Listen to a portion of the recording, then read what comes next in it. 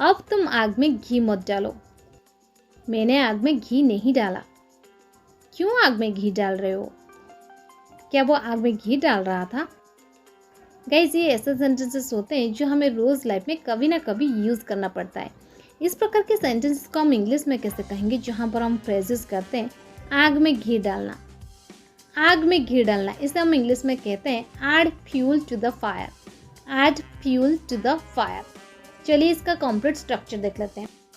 पहले आपको यूज़ करना पड़ेगा सब्जेक्ट, इसके बाद हेल्पिंग वर्ब, हेल्पिंग वर्ब के बाद आपको यूज़ कर देने add fuel to the fire. मैं आपको और एक चीज़ क्लियर कर दूँ, यहाँ पर जो ऐड देख रहे हैं ये एक मेन वर्ब है जो कि टेंस के अकॉर्डिंग चेंज भी हो सकती है, जैसे कि ऐड, एडेड, एडिंग, एड्स, ये सब।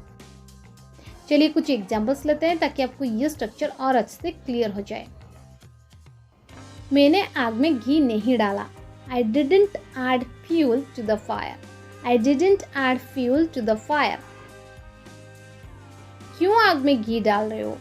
Why are you adding fuel to the fire? Why are you adding fuel to the fire?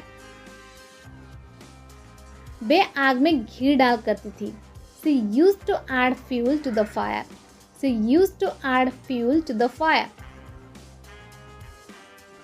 वो हमेशा आग में घी डालता है। He always adds fuel to the fire. He always adds fuel to the fire.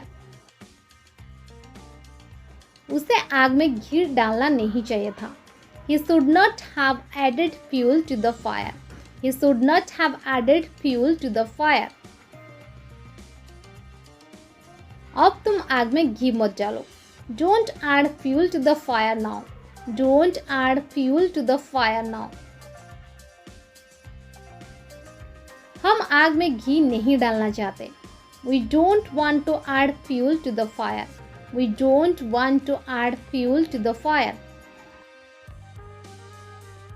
क्या वो आग में घी डाल रहा था? Was he adding fuel to the fire?